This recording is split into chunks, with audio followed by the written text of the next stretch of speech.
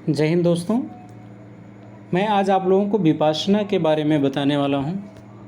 जनवरी 2021 में मैंने खुद विपाशना किया था और 10 दिनों का शिविर मैंने पूरा किया था। उसके बाद से मैं रेगुलर ही विपाशना करता आया हूँ और विपाशना के ऊपर मैंने काफ़ी अच्छा अनुभव किया, एक्सपेरिमेंट्स किए और मुझे काफ़ी अच्छे रिजल्ट्स मिले। तो मैं कैपेबल हूँ आपको विपाशना के बारे में बताने लायक।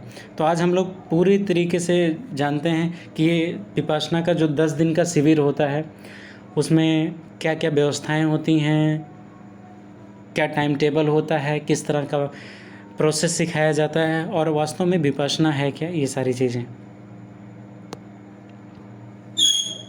तो सबसे पहले विपाशना जो होता है ये ध्यान का एक साधन होता है। विपाशना का अर्थ होता है विशेष प्रकार से देखना।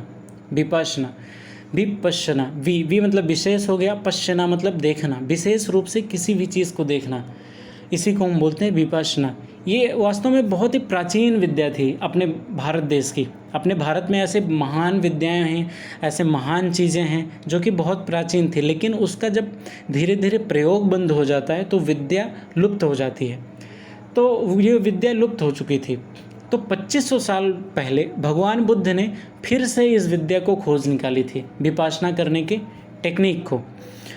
तो ये जो तकनीक है भगवान बुद्ध ने फिर जब सीखी, उसको उन्होंने पूरा खोजा उसे, फिर उन्होंने खुद तक ही सीमित नहीं रखा बल्कि सब में बांटा। जितने लोगों में वो बांट सकते थे सब में बांटा और उसी पद्धति से आज हम लोगों ने सीखा।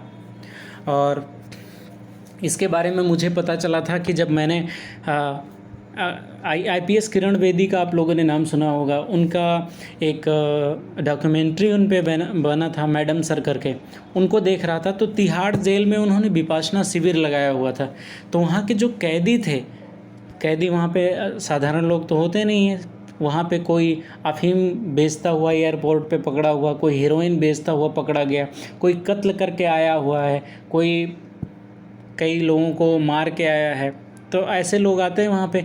तो विपाशना करने के बाद उनमें बहुत ही तेज़ी से सुधार हो गया उन कैदियों में। तो वहाँ से मुझे विपाशना के बारे में पता चला था। फिर मैंने विपाशना के बारे में और जाना, फिर मैं खुद गया विपाशना कैंप के बारे में। तो वास्तव में बहुत ही शानदार टेक्निक है। इसमें श्वास पे ध्यान दे करके हमारा मन भी एकाग्र हो जाता है और हमारे अंदर से जो बुराइयां हैं वो धीरे धीरे नष्ट होने लगती हैं। मन को एकाग्र करने के साथ साथ हमारा जो चित्त, हमारा जो मन है बहुत ही पवित्र हो जाता है, बहुत ही शुद्ध हो जाता है। तो अगर मन को शुद्ध करना हो तो विपाशना रूपी गंगा में आप स्नान कर लीजिए। अच्छा, विपाशना के बारे में कई दुष्प्रचार भी किए गए हैं कि कहीं ये बौद्ध धर्म को बढ़ाने के लिए और उसका प्रचार प्रसार करने के लिए और धर्म परिवर्तन का तो कुछ खेला नहीं है। तो ये ऐसा कुछ नहीं है। जहाँ तक मेरा अनुभव रहा है, ये केवल मेडिटेशन का एक प्रोसेस है और कुछ भी नहीं है। इसमें कोई कर्मकांड नहीं करवाए जाते हैं। श्वास सारे लोग लेते हैं, हर प्राणी श्वास लेता है और वही श्वास देखना है, उसी के बारे में बताया जाता है। दूसरी, यह मनोरंजन और जा कर के वहाँ पे डिबेट करने का भी साधन नहीं है कि आप 10 दिन के शिविर में वहाँ पे जा रहे हैं तो वहाँ पे वाद विवाद कर रहे हैं, मनोरंजन करने जा रहे हैं। और कुछ लोग छुट्टी मनाने के उद्देश्य से जा रहे हैं कि चलो छुट्टी हो गया तो चलो 10 दिन वहीं काट लेते हैं किसी तरह के समय। तो ये भी नहीं है। 10 दिन आप वहाँ पे जा रहे हैं। अच्छा, ये बार बार जो मैं 10 दिन बोल रहा हूँ, ये सबसे मिनिमम समय होता है कैंप का। 1 दिन का भी शिविर होता है लेकिन वो छोटे बच्चों के लिए होता है।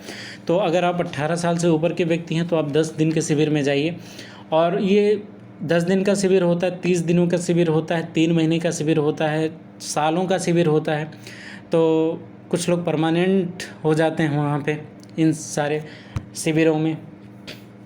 तो सबसे मिनिमम 10 दिनों का शिविर होता है। तो इसीलिए, और यहाँ पे रहना खाना बिल्कुल फ्री होता है, ये भी चीज़ है। तो और कुछ लोग ऐसे भी बोलते हैं रोज़मर्रा के जीवन से एकदम त्रस्त हो गए हैं तो चलिए वहाँ पे पलायन कर लेते हैं। कुछ लोग होता है ना, छोड़ो घर द्वार चलो हरिद्वार, लड़ाई झगड़ा हो गया पति पत्नी से तो चल दिए, फिर वहाँ पे भी उनका मन नहीं लगता है। तो ऐसी भी चीज़ नहीं है। तो विपाशना क्या चीज़ है? दुख से मुक्ति, यही साधन है। वास्तव में इसका जिन जिन लोगों ने भी विपाशना किया है उनको इस चीज़ का एहसास हुआ। ना सिर्फ मेरा अनुभव है, बल्कि उस शिविर में मैंने सारे लोगों से बात किया था, जितने भी लोग थे उन सब का यही अनुभव है। सारे लोग खुश थे, सारे लोग शांत थे। दुख से मुक्ति का ये साधन है। और जीवन में जितनी भी कठिनाइयाँ आती हैं उसको एक सुचारू रूप से संचालन करने का तरीका विपश्यना में सिखाता है। जीवन जीने का एक कला होता है। ढेर सारी बीमारियां होती हैं जिसका कोई इलाज नहीं है। एंजाइटी, किसी भी डॉक्टर के पास इसका इलाज नहीं है। डिप्रेशन, स्किज़ोफ्रेनिया, इन सब का इलाज है ही नहीं, बट विपश्यना इसका इलाज कर सकता है। इन सब में बहुत ही ज़्यादा जितना भी मानसिक रोग होता है, गुस्सापन, चिड़चिड़ाहट, निर्णय ना ले पाना, मानसिक दुर्बलता, कुछ भी सोचा कि 10 दिन तक लगातार 10 किलोमीटर रनिंग करेंगे, 2 दिन किया, तीसरे दिन कर ही नहीं पा रहे हैं, 10 पुशअप्स लगाएंगे पर डे करेंगे और ये 1000 पुशअप्स तक लेकर जाएंगे, 5 दिन पुशअप्स लगाया, उसके बाद सुबह उठ ही नहीं पा रहे हैं। निर्णय लिया कि 8 घंटे रोज़ पढ़ाई करेंगे, उसके बाद पढ़ाई गया पता नहीं कहाँ पे और हमने दूसरे कार्य शुरू कर दिए। अस्त व्यस्त जीवन हो गया, लेजी जैसा जीवन हो गया, पूरा काम नहीं कर पा रहे हैं, 100% किसी चीज़ में नहीं दे पा रहे हैं। अपने दोस्त के साथ हैं तो उसके साथ अच्छा टाइम नहीं बिता पा रहे हैं। अपने पूजा करने जा रहे हैं, उसमें पूजा करने में मन नहीं लग रहा, किताब खोल कर बैठे उसमें नींद आ गई। ये सारी चीज़ें मानसिक दुर्बलता है। आपसे पूछा गया कि भैया हमें उस रास्ते पे जाना है, आप रास्ता नहीं बता पा रहे हो। किसी ने थोड़ा सा आपके जूते पे पैर रख दिया, जूता गंदा हो गया, आपने उसका कत्ल कर दिया। ये सारी चीज़ें बीमारियां हैं। गुस्सा करना एक बीमारी है, हर बात पे गुस्सा करना। मम्मी ने थोड़ा सा एक गिलास पानी 1 मिनट कुछ लेट दे दिया, गुस्सा आ गया। ये एक मानसिक बीमारी है और इसका इलाज विपश्यना में है।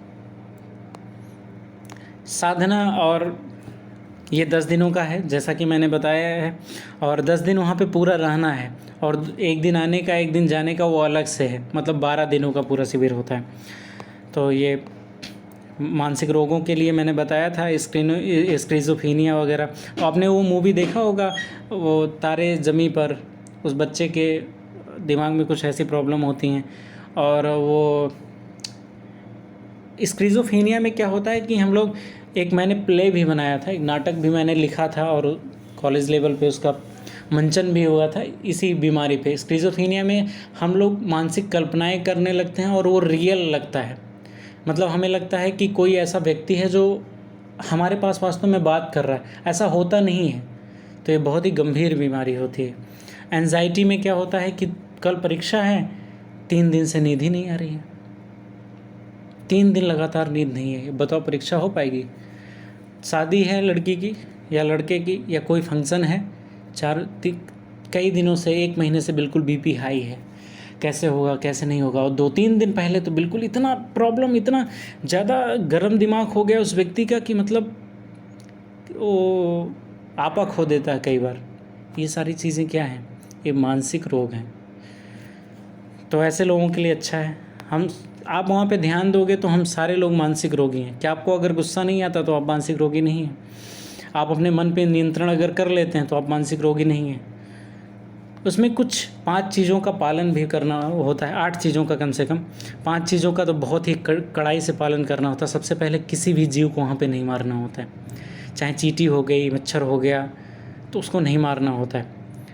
चोरी नहीं करना होता है। पता चले बगल वाले का रूम खुला हुआ, वहाँ से कुछ चद्दर ही उठा लाए उसका, तो ऐसा नहीं करना। ये मजाक के लिए, चोरी भी नहीं करना हमें, मैथुन क्रिया नहीं करना है, ये इस ब्रह्मचर्य का पालन करना है। क्योंकि ये मैथुन के बाद जो हमारा ऊर्जा शरीर से बाहर निकल जाता है तो हमारा ध्यान, मेडिटेशन अच्छे से नहीं हो पाएगा। तो इसका कड़ाई से पालन करना होगा। और झूठ नहीं बोलना है हमें, नशे का कोई भी सेवन नहीं करना होगा। ये 5 चीज़ों का बहुत ही कड़ाई से वहाँ पे पालन करना होगा। हमें सुबह नाश्ता मिलेगा 6:30 बजे, उसके बाद भोजन मिलेगा, उसके बाद हल्का सा चाय मिलेगा 5-5 बजे, और कुछ नहीं मिलेगा। तो करीब 2 टाइम का आप बोल सकते हो खाना मिलेगा, नाश्ता और खाना दोपहर का, और कुछ नहीं। श्रृंगार का कोई सामान नहीं मिलेगा, TV, mobile phone, chat, game, ये सारी चीज़ें आपको नहीं मिलने वाली। तो सोचो भैया, अगर ये सारी चीज़ छोड़ सकते हो तो ठीक है। परफ्यूम वगैरह भी आप लगा के नहीं जा सकते वहाँ पे। और ऊंची और बहुत ही आरामदायी डनलप वाले बढ़िया से बेड वगैरह आपको नहीं मिलने वाले। तो ऐसी आशा करके आप मत जाइएगा। धार्मिक कर्मकांड जो हैं वो आपको नहीं करने हैं। जैसे पूजा पाठ हो गया, दीप धूप हो गया, माला जप करना हो गया, भजन कीर्तन व्रत उपवास, ये सारी चीज़ें वहाँ पे नहीं करना, सिर्फ विपासना करना है। क्योंकि आप अगर एक नाव में जा रहे हो और दूसरी नाव भी आ गई तो आप बोलोगे एक पैर मैं इस नाव पे रखूँगा, एक पैर मैं दूसरी नाव पे रखूँगा, क्या आप ट्रेवल कर सकते हो? शायद नहीं कर सकते, गिर जाओगे आप। तो ऐसे ही या तो आप पूजा पाठ ही कर लो या तो आप विपासना ही कर लो। तो एक चीज़ पे फोकस करवाने के लिए किया जाता है कि सिर्फ आपका विपासना पे ध्यान रहे, पूरा समर्पण करना होता है भाई। संशय नहीं होना चाहिए कि हम यहाँ पे आए हैं, पता नहीं ये क्या करवा रहे हैं, बिठा के रखा है। चूज़ तो आप ही कर रहे हो ना, जाने का प्लान तो आप ही कर रहे हो, 10 दिन मेडिटेशन का प्रॉब्लम आप झेल रहे हो, तो ठीक है आपको करना है ना। तो समर्पण पूरा रहना चाहिए, श्रद्धा रहना चाहिए कि यस ये जैसा सिखा रहे हैं हम ध्यान लगाएंगे। और अंधभक्ति है ही नहीं, आपको श्वास पे ध्यान देना है, अपने शरीर में जो हो रहे हैं वाइब्रेशंस उस पर ध्यान देना है। उसमें कुछ अंधभक्ति भी नहीं है कि वो आपको बेवकूफ़ बना रहे हैं। तो समर्पण भी आपको करना होगा। उसके बाद आप आचार्य से मिल सकते हो कि आप क्या प्रोग्रेस कर रहे हो, आपको क्या क्या समस्याएं आ रही हैं, आपका ध्यान नहीं लग रहा, बैठा नहीं जा रहा, मरा रे, टूट गया पैर, इतने घंटे बिठाए रहे, बार बार बदहजमी हो गई, ये हो गया वो हो गया। तो ये सारी समस्याएँ आप उनसे डिस्कस कर सकते हो। ध्यान लगाने बैठा और पास्ट प्रेजेंट और भविष्य की सारी यादें सताने लगी, घर की याद आने लगी, ये सारी चीज़ें। आर्य मौन का पालन करना होता है। तो मौन तो हमने सुना था, ये आर्य मौन कौन सी नई चीज़ आ गई? तो आर्य मौन क्या होता है कि एक तो होता है हम चुप रहें, वाणी से कुछ ना बोलें, और दूसरा होता है हम मन से कुछ ना बोलें। तो वाणी और मन दोनों से अगर हम लोग कुछ नहीं बोलते हैं तो उसको ही बोलते हैं आर्य मौन। मतलब शांत भी रहते हैं और मन से भी हम लोग कुछ नहीं सोचते हैं, उसको हम बोलते हैं आर्य मौन। दूसरा एक चीज़ होता है, अगला पुरुष और महिलाओं को पृथक पृथक रहना होता है, अलग अलग रहना होता है। चाहे पति पत्नी ही साथ में जाएं, दोनों एक साथ नहीं रह सकते। महिलाओं का अलग शिविर होता है और पुरुषों का अलग होता है, और एक दूसरे को देखना नहीं होता है, झांकना भी नहीं होता है। तो मतलब स्पर्श वगैरह तो बहुत बड़ी चीज़ होगी। और ये जो नियम है एक दूसरे को ना देखना, अलग अलग रहना, ये सिर्फ महिला पुरुष का ही नहीं बल्कि महिलाओं का और पुरुषों का भी होता है। जैसे एक कमरे में कई कमरे अलॉट कर दिए जाते हैं, तो अगर बड़ा अच्छा शिविर है तो एक व्यक्ति को एक कमरा मिल जाता है, चाहे वो एक महिला हो उसका अलग कमरा रहेगा, एक अकेले का, और एक पुरुष है तो उसको एक अकेले का कमरा मिल जाता है। लेकिन उसमें भी बातचीत नहीं करना होता है, हाथ नहीं मिलाना होता है, गले नहीं मिलना होता है, यहाँ तक कि एक दूसरे को देखना नहीं होता है। क्योंकि एक नेत्र, जब हम एक दूसरे को आंखें में देख लेते हैं तो कुछ विचार अपने आप ही मन में आ जाते हैं, तो देखना नहीं होता हमें एक दूसरे को। शारीरिक स्पर्श तो बिल्कुल नहीं करना होता है। और योगासन और शारीरिक व्यायाम कर सकते हैं आप, क्योंकि वहाँ पे हम लोग जब गए थे शिविर में तो वहाँ पे हम लोग करीब 10-15 मिनट, जब हमारा 3-4 घंटे का मेडिटेशन समाप्त होता था, 10-15-20 मिनट टहल लेते थे। कोई एक्स्ट्रा व्यायाम नहीं करते थे, स्ट्रेचिंग वगैरह कर लेते थे। और वैसे कंठी माला, तावीज़, ये सारी चीज़ें वर्जित होती हैं, ये सारी चीज़ें नहीं ले जाने की व्यवस्था होती। हाँ, सबसे मेन चीज़ नशेड़ियों के लिए, जो नशीली वस्तु, धूम्रपान, जर्दा, तंबाकू, दवाएं, ये सब कुछ वर्जित होती हैं। जैसे भांग, गांजा, चरस, ये सारी चीज़ें नहीं ले जा सकते हैं, बिल्कुल ही निषिद्ध है। और कोई मान लीजिए बीमार है और कोई दवा ले रहा हो तो इसके बारे में पहले से ही बताना होगा। जैसे ही आप पहुंचेंगे तो वहाँ रजिस्ट्रेशन होगा, तो इसके बारे में आपको पहले से ही बताना होगा कि हम दवा खा रहे हैं। तंबाकू, जर्दा, धूम्रपान, ये सारी चीज़ें नहीं करना होगा। और भोजन में आपको पकवान नहीं मिलने वाला, साधारण भोजन मिलेगा जो आप अच्छे से पच जाए आराम से। प्याज लहसुन भी उसमें नहीं पड़ता है, बिल्कुल सात्विक भोजन होता है। हालांकि बहुत ही स्वादिष्ट भोजन होता है, ऐसा नहीं है कि अब स्वाद नहीं मिलेगा, बहुत ही स्वादिष्ट खाना मिलता है, बहुत ही अच्छा खाना मिलता है, और सादा खाना होता है बिल्कुल। और हर दिन अलग अलग खाना मिलता है, बहुत ही मज़ेदार होता है। कभी इडली डोसा आपको मिलता है, और वो कभी दाल चावल मिलता है, कभी लास्ट में पूड़ी सब्जी मिलता है। वेशभूषा में आपको ध्यान देना होगा कि शॉर्ट्स पहन के नहीं जाना है आप लोगों को। वहाँ पे पूरा शरीर ढका होना चाहिए, अधनंगा भी नहीं होना वहाँ पे। कि मतलब हाफ़ लोअर पहन लिए, हाफ़ टी शर्ट्स पहन लिए, तो ऐसा नहीं करना है। फुल स्लीव्स पूरे कपड़े पहनने हैं। कुछ लोग बनियान में घूमते रहते हैं, तो ऐसा वहाँ पे नहीं करना है। और ये ऐसा है कि मतलब ऐसा नहीं कि पुरुष ही सारे लोग हैं तो बनियान पहन के घूम रहे हैं, ऐसा नहीं करना है। नग्न होकर नहीं घूमना है, इन सारी चीज़ों का ध्यान देना। और कुछ ऐसे कपड़े होते हैं जो बहुत ही झीने टाइप होते हैं कि मतलब उस कपड़े पहनने के बावजूद भी शरीर दिखाई देता है, तो ऐसे कपड़े पहन के नहीं जाना है। और एक और चीज़, कुछ लोगों को सन बाथ करने का आदत होता है कि कुछ कपड़े पहन लिए उसके बाद धूप में लेट के नंगे, तो ऐसे नहीं करना है। ये सारी चीज़ें निषेध हैं। महिलाओं को दुपट्टे का प्रयोग अवश्य करना है, ये बताया गया। और धोबी सेवा और स्नान, कहीं कहीं बहुत बड़ा शिविर होता है, वहाँ पे धोबी मिल जाते हैं कपड़े धुलने के लिए, लेकिन रेयरेस्ट होता है, नहीं मिलते हैं। तो आप अपने कपड़े धोने की व्यवस्था आप लोग खुद करके जाएं। ये सारी चीज़ें आपको मैसेज में भी आएगा जब आप फॉर्म, अगले वीडियो में मैं बता दूंगा कि फॉर्म को कैसे अप्लाई करें पूरी तरीके से आप। और फिर जीमेल पे ये सारी चीज़ें, व्हाट्सएप पे ये सारी चीज़ें बताई जाएंगी कि आपको क्या क्या चीज़ें लेकर आनी, क्या नहीं लेकर आनी, ये सारी चीज़ें। बाह्य संपर्क बिल्कुल नहीं होगा, आप किसी से बात नहीं कर सकते, फ़ोन आपका जमा हो जाएगा। आप बाहर वाले से तो छोड़ो, जो साथ में हैं उन्हीं से आप बात नहीं कर सकते। आर्य मौन का आपको पालन ही करना है 10 दिनों का। तो भाई सोच लेना कि आप उतने दिन तक रह पाओगे कि नहीं। वैसे आसानी होता है, शुरू करने की बात है, करा लोगे। और अपने परिवार से या किसी और बाहरी व्यक्ति से आप बिल्कुल भी बातचीत नहीं कर सकते। अगला, पढ़ना लिखना और संगीत सुनना तीनों मना है। कुछ लोग सोचते हैं डायरी लिखेंगे कि दिन भर हमने क्या अनुभव लिया उसको लिखेंगे, तो ऐसा कुछ भी नहीं है। ध्यान करते समय फिर आपका वही ध्यान जाएगा कि डायरी में लिखना क्या है। तो इसीलिए पेन, कॉपी, किताब, ये सारी चीज़ें अलाउड नहीं होती हैं। टेप रिकॉर्डर, कैमरा, मोबाइल, ये सारी चीज़ें अलाउड नहीं होती हैं। शिविर का खर्च मैंने बताया है कि ये बिल्कुल ही निःशुल्क है। बाकी आपकी इच्छा हो तो आप दान दे सकते हो, और इसकी भी कुछ लिमिट नहीं है। आप जितना आप दान दो या ना दो ये भी नहीं, अनिवार्य भी नहीं है, और इसका कोई लिमिट भी नहीं है। आप चाहो तो दान दो या ना दो, तो आप दान दे सकते हैं। बाकी ये फ्री है बिल्कुल। जो राक्षस होते थे वो क्या करते थे, जो तपस्वी या मुनि होते थे उनका ध्यान भंग कर देते थे।